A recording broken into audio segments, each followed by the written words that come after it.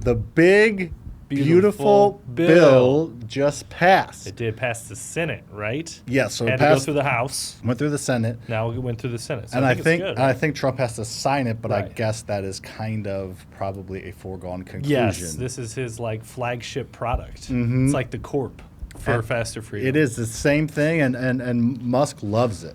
Well, yeah. After doing some research on it, I see why this was the bill that kind of split them two up a little bit. So because there's definitely some extra spending and some less revenue in it, but also some ways to save money. So it's weird that you could pass some, like, nobody knows exactly what it's going to do to the budget. Isn't that weird? Yeah, but Like, that's how it always is, I yeah. guess, because there's so many moving parts, I guess. So many moving parts. It's 1,000 pages. Yes. So, So and a it's- lot of amendments and addendums and stuff like that. And it's always people doing little backdoor, stuff to get it passed. To So get it's the some vote. extra spending on some certain things, and then tax breaks to people, which is less revenue. So I see that Trump definitely didn't like that, or Musk definitely didn't like that. Well, I part, think right? I heard he didn't like they're doing some EV cuts is the whole reason. That's part of it. Yeah, you don't get the tax credits. the tax credit for electric vehicle purchases Yep. anymore. Yep, that's on there. That he probably doesn't like that. Why do you think he doesn't like that? Sam? Because that affects his bottom line, Lucas, and his shareholders and his stakeholders and his pocketbook. And his net worth. Yeah, so I think that, anyways, what we're going to do today before we get into it, we're going to talk a little bit about the big, beautiful bill, how it affects real estate from what we can tell. Anybody that tells you that they know how it affects real estate is wrong.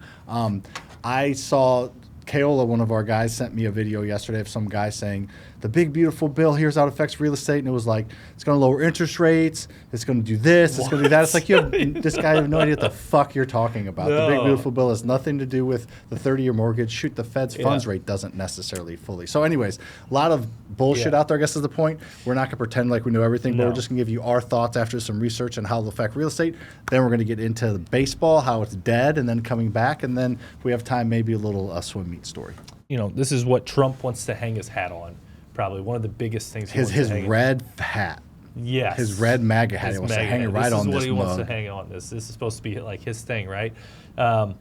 So when I think about the bill and I think about who Trump is, without even knowing all the details currently, like, it is going to benefit real estate investors. Like, Trump is a real estate investor. Yes. There's a lot of different things in this bill that we definitely don't have the knowledge to talk about, like Medicaid and deportation and all that stuff. That's not probably what we're going to hit on too much today. But on the real estate side of things, there's probably some benefits to this bill to us and other real estate investors. Well, I think we're going to go through a few of them. Yeah, I think in general the government has made it very, very known through bills and regulations, and that in general they want you to invest in real estate. Yeah. Whether it's through the IRS, whether through bills like this. So I think they understand the value of real estate, home ownership, investments, and everything. So hopefully this will help that without hurting too much. There's no perfect answer to like help everybody and hurt nobody and cut taxes and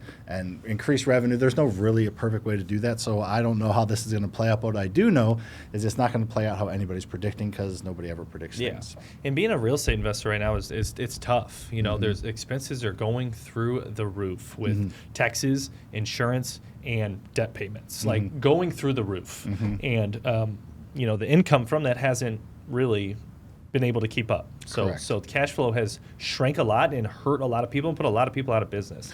Yes. So hopefully this allows for a little relief. It's not going to like give you more income or anything like that. But hopefully on the tax side of things specifically, it'll allow you to keep some of that money and keep it in your pocket. Yeah, because when you get taxed after you make some money, if you can keep more of that money, it makes everything a little bit more attainable. So what is your initial take on it after doing about 15, 20 minutes worth of research, which is honestly, I guarantee you, more than 99% of our audience will ever do? Yeah, I know there's so many ways to like get information, but you just never know what's accurate, right? So you got to have like the few people that you trust and follow them and have them explain it. But I don't. I did some online research, watched a few TikToks, and that's about it, honestly. But I did dive into the real estate side of things. So, right? So that's what I'll focus on. So they have something called the Affordable Housing Credit that used to be in play, and this brings it back in play. And what it does is gives builders and developers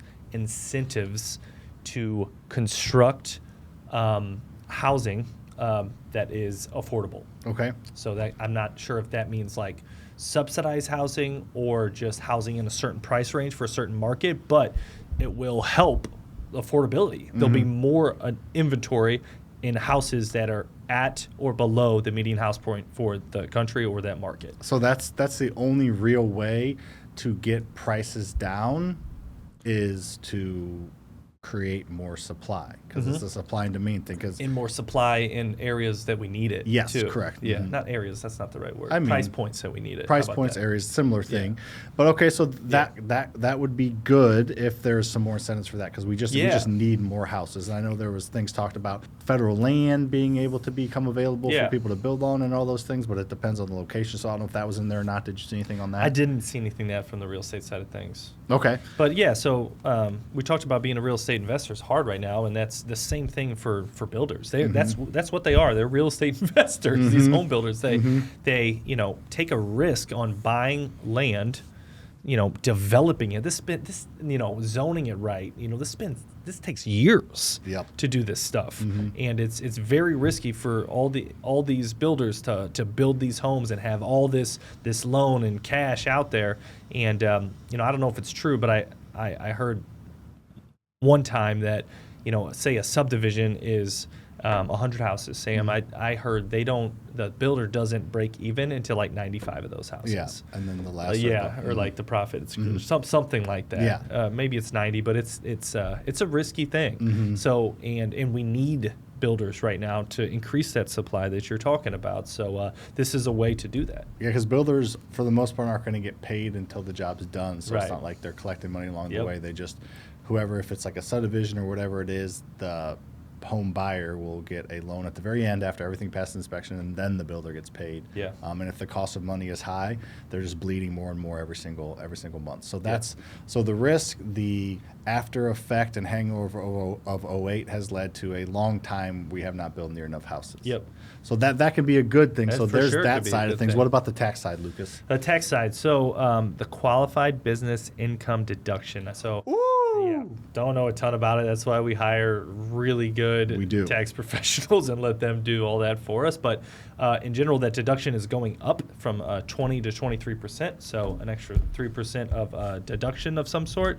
So I think that's going to benefit real estate investors and also just other business owners, I think. I would think, right? I don't think that's just real estate people, but So this is the old adage of, it seems like, not always, the right wants to cut more taxes, the left wants to add more taxes. The right claims that cutting taxes will give people more money in their pockets, which will spur the economy, which will lead to more taxes.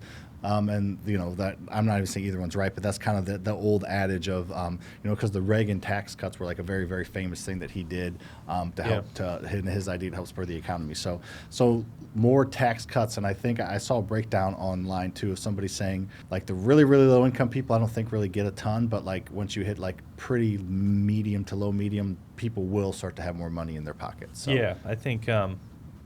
And then like he put in a round of tax cuts, Trump, and when I say he, back in his first round of presidency, and 17, I think. Right? 17. So what this does, those were set to expire. So those continue. So we won't see any changes, but they're not going away. And that's one of the biggest ones in there that people probably understand the best is that they have the standard deduction is X amount, right? There's like, what is it, like 24,000 for couples filing jointly, Something I think. like that, yeah. So that he doubled it back in the day, and it stays that Stays and it doubled. was gonna get cut. Well, it probably needs to double as people's income goes up.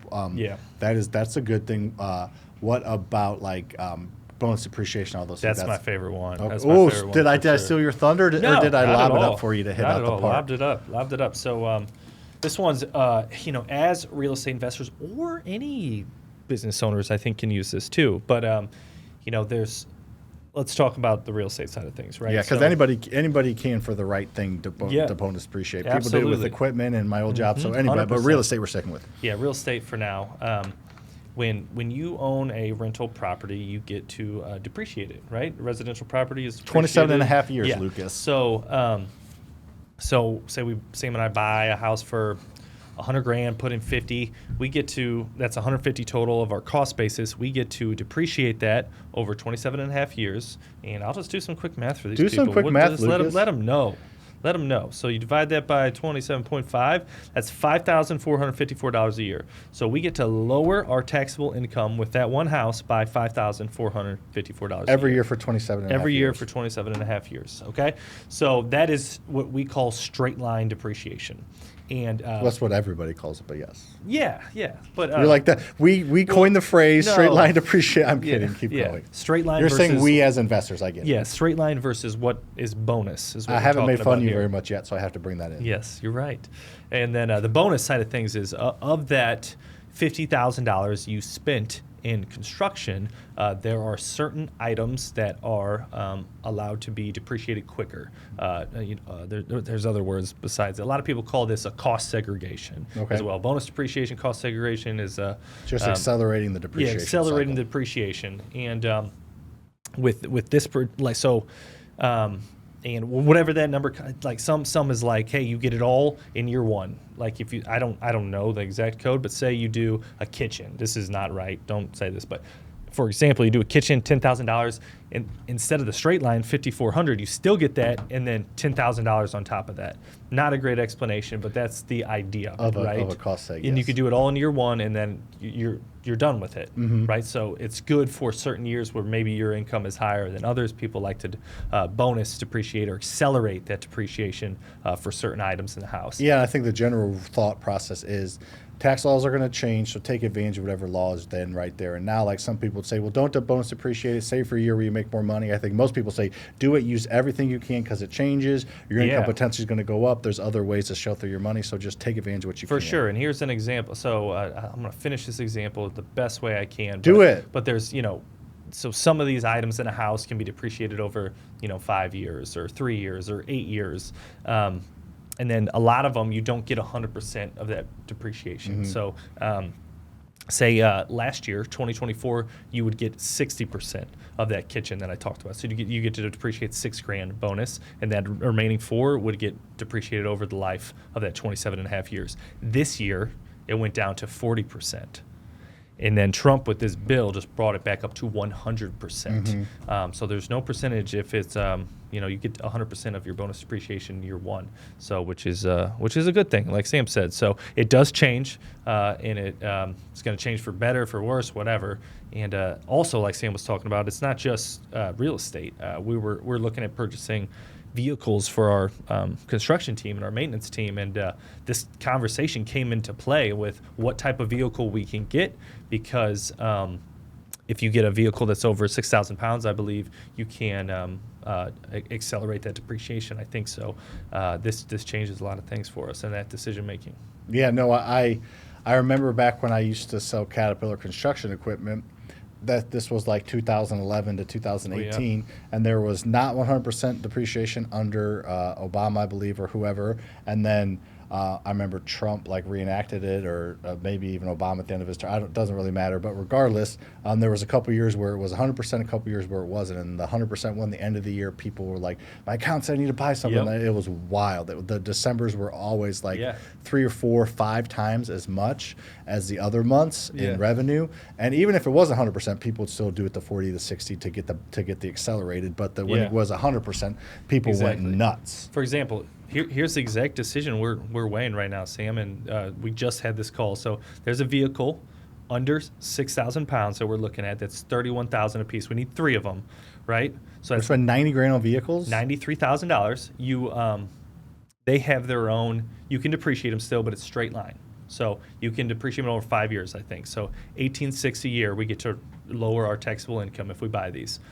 Under the new, not under the new law, but that if we go over 6,000 pounds, we have to spend a little more, about $10,000 more per vehicle. So we go $41,000 a piece to get the bigger ones that weigh 6,000 pounds times 3, $123,000.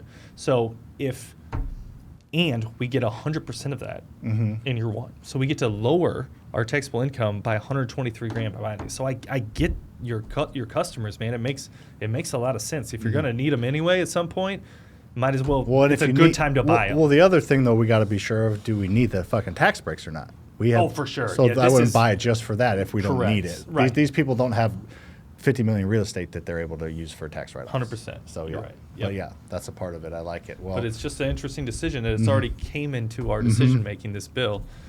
So it's kind of cool. no, it is cool. So it's exciting. I think it's just one of those things where we talked a little bit about earlier. Some people probably love the bill. Some people hate it. It doesn't really matter what's in the bill, and I'm not like picking sides at all. But like people are going to hate it just because it's Trump. So you know, there's no way to know how good it's going to be or how bad it's going to be. I know you're going to see a ton of people posting that this is the worst thing ever. We're increasing the debt ceiling, all these things. But every politician has increased the debt ceiling. So it's Yeah. just one of those things that they all do. They all kick the can down the road. I did that video that went that did pretty well on our channel about how boomers screwed us over, and a lot of it started with the Reagan tax cuts. They're just kicking the can down the Yeah. road, which is what this is doing. And I don't like it, but everybody's doing it. Well, I think it's, this is what this country voted for, Mm-hmm. whether you voted for him or not. Like, he won, and his values are, military spending, Mm-hmm. deportation. He told us he was going to deport people. He's doing a lot of what he said he was going to do. Yeah, he's doing what he said he's going to do. So if you didn't vote for him, you're not going to like this bill, because that's what this bill is.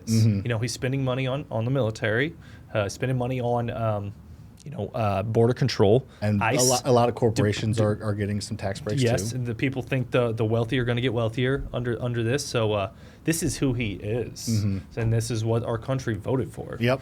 So whether you like it or not, this is being No, authentic. That though, I will give him that. Yeah. And again, a lot of that, and that's an interesting argument. I don't want to go too deep down this. And then I still want to do one on is a house an investment or not, but we'll do that one soon. But this was kind of news we wanted to hit. But that's the big news is, we should tax billionaires more and tax corporations more. And I get that, I do. But also, all of the tax revenue that those corporations are giving through their employers, all the money they're paying their employees, they're feeding people. And if they have to pay more taxes, they're not going to pay their people as much. And that could slow down the economy. Just so many moving parts. It's hard to predict. It's not like, let's give Bezos another 10% on his taxes and make it like the effects of that could be less and worse for the economy than just letting him keep his money and do all. But anyways, you see what I'm saying. There's sure. the trickle down effect of cutting taxes or raising taxes. I'm sure there's examples of how both are positive. For sure. Cool. What else on the big beautiful bill? Anything you want to get into baseball? Let's get into baseball a little bit here. We don't talk a lot of baseball here, but man, let's bring the people back. Let's bring the people back. So baseball used to be America's pastime. Let's go further than that. I'm sure you can't really go much further. No, baseball, 90 it started or something like that, right? So baseball's been around for a long time. It was America's pastime for a while. It was the most popular sport in the country. And then that started to fade when football and basketball and TV deals and all of these things came into play. So baseball has been in a massive decline. It's still a very popular sport. It still prints money because there's so many gains, so many revenue potentials. But in general, baseball has been much, much less attended and less viewed over the past decade or so. Yeah. And growing up in St. Louis, this is a huge baseball town. Did you know that, Sam? I did, yes. Yeah, so the St. Louis Cardinals, What is it? You were a baseball town with a drinking problem or a drinking town with a baseball problem? I think it was that one, right? Yeah, maybe, yeah. So my dad had split season tickets with like a few of his friends, so we had like 20 games we used to go to every year, which is good, and would bring me to every one, and it was a blast, like in the old stadium, Busch 2, I guess it would be. So a lot of fun, a lot of memories growing up there and watching the Cardinals. Like, I love the Cardinals, and I know you love the Cardinals. And I played baseball growing up, right? And I loved it until I found basketball and realized it was a lot more fun. But we didn't have a basketball more action. team. So it was, I grew up loving baseball and watching the Cardinals until I would say grew out of it a little bit when I found other avenues. Like, hey, this is just mainly a big St. Louis thing. And to me, that's the biggest issue is the localness of the market, of the home market. And we were crazy fans, crazy. Yeah, no, I would, and we're getting the kind of the decline, at least in St. Louis. I would watch almost every single game. Yeah. Like, I would sit down and there was 162 games, and I remember, I got excited before every single fucking one. Yeah. Yeah. Why? How would you? Why were you able to watch every single game? Because they were all on Fox Sports Midwest. They were easy Yeah. to watch. They were everybody had them locally. You Yep. didn't have to worry about the stadiums were always packed. Yep. St. Louis had more attendance than it does population. Yeah. Like For the year. for the year. So like Yeah. for the year, not Yeah. for the games. Like LA, I think would outdraw St. Louis, but LA has like Barely, too. 17 or 18 million people, and they draw like 4 million. Yeah. St. Louis has 3 million people, and we draw like 3.6 3.5, million. It was wild. Yeah, that's pretty accurate. So we would go to a lot of games and then watch a lot of games, Mm-hmm. whether we were living in Springfield or living in Rolla or living in Kansas City. And my or old living company in used to St. have Louis. a suite there. I used to go there quite often that was awesome. and have We fun. need to do that. We need to do that again, by the way. Go to a suite of the baseball game. Get a suite. Get a suite. Get a company suite. Yeah. Well, I agree, dude. We should do it. eventually, yeah. Yeah. Sooner rather than later. Yeah. Okay. Hey, you're gonna be part of the attendance problem if you don't want to go. So. There, I didn't say I don't want to go. All right. So over the past few years, let's say let's talk 2015. 2015 is when I cut the cord. Lucas. I haven't had cable since Oh, 2015. cut that cord. Okay, yeah. What were you talking I didn't know. about? I know. I thought you meant cut the cord like you're not rooting for Cardinals anymore. Oh, hell no. Okay. No, not at all. But I haven't had cable since 2015. And that was how we used to watch the Cardinals, right?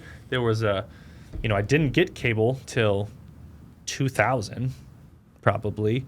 And then I only had it for 15 years, and I went streaming, all streaming at that point. And once you went to, then you were able to get a few different streaming services that were able to watch the Cardinals, and every year they would cancel it and like cut it, and then you couldn't do it. So I had to get like 3 or 4 different streaming services to be able to watch the Cardinals. It was so challenging to like log in, and they'd kick you off, and they'd black out games, very hard. And as the percentage of population cuts the cord and continues to cut the cord, which I think that's still probably the trend. I haven't looked at the exact numbers, but fewer people still have cable. Would you say that's true? Yes, 100%. And up until this year, it's finally been semi-easy where the streaming is kind of figuring it out. I do it through Amazon now because, what was it? It was Fox Sports Midwest, Bally's, and now it's like FanDuel. Okay, FanDuel. So FanDuel. yeah, it's FanDuel now. So FanDuel. FanDuel's making it more accessible. So They are, because Amazon got involved. So I think the crux of it is when it went from Fox Sports Midwest to Bally, whoever made that deal completely alienated That was hundreds of thousands, if not millions, of fans around the Midwest. You couldn't watch it anywhere. So then naturally you're Anywhere. going to watch with your kids, and the long-term effects. The Cardinals have never had lower attendance. The Cubs Cardinals games wasn't even close to sold out. So and the team hasn't been as good recently. We had a really good run, but we're having a good run recently, last few months. But in general, it's affected a lot of things. And I think taking a little bit bigger picture, Lucas, is the games were 3.5 hours long before, At least. with not much action going on. At least. So some of the rules that they've done, the pitch clock. But by the way, can you explain to me how does the bigger bases make it more of a fun sport to watch? Oh, wow. I hear this all the time. So less small ball? Is that what they say? Bigger bases. Bigger the bases bases. are bigger. So Does that mean the bases are a little bit close together? The 90 feet's not as long, so people can get there quicker? That's a Or look great that up. question. Why do bigger bases equate to more runs and equate to more action? So I know I finished a your great thought, but I question. just was going to bring in the bigger that's your reason thought. why baseball is bouncing back. Because it Yeah. has. The attendance is higher. The Major League Baseball, we had the Dodgers Yankees, which is the freaking World Series was like up 57% in viewership. A couple big markets, obviously the biggest, but in general, across the board, baseball attendance and baseball viewership is up. okay, the pitch clock. Let's talk about the pitch clock. I think that was huge. Huge. It takes games from 3 hours and 3.5 to 3:45 down to sub 3 a lot of times. Down, Take 2:45 or whatever. 2:30 even. Yeah, so which is amazing. I think that's great because that's important. But and we'll get to why that's important here in a little bit. So with baseball trending the right direction, I feel like we are not. Cardinals are kind of going the opposite way right now. Right. Yes. So maybe it's like a localized market thing. I think it's going on and there. I think it's a TV thing is the biggest reason here in St. Louis because. I mean, like the Yes Network up in New York, they have their own. Like they have different. Like it's not all the same network. If number one, over my 8-year-old son, let's think about this. If the baseball was easier for me to get on the TV, which it is now, and he's starting to like the Cardinals now because I have it on. Yeah. But over the past 3 years, from when he was 5 to 8. If I had it on more, do you think he'd be asking me to go to 100%. games? Yeah. Mm-hmm. And do you think I would have gone to more games? Yes. Absolutely. And that's the case for a lot of families out there. If you can't watch them, how do you get behind a team and support them? Yeah. Especially nobody's, speaking of cutting the cord, nobody's watching the news to see how they did. They're checking on the phone, which is why I do follow them on the app, and that's it. You can't get any connectivity through that. No, you can't. Nope. No. So, but hopefully the FanDuel will, because if that kept going on, this could be decades of stuff that We could become Pittsburgh. we don't Ew.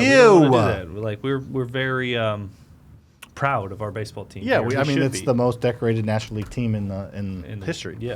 All right. Okay. Cool. That was fun. See you on the next one. See ya.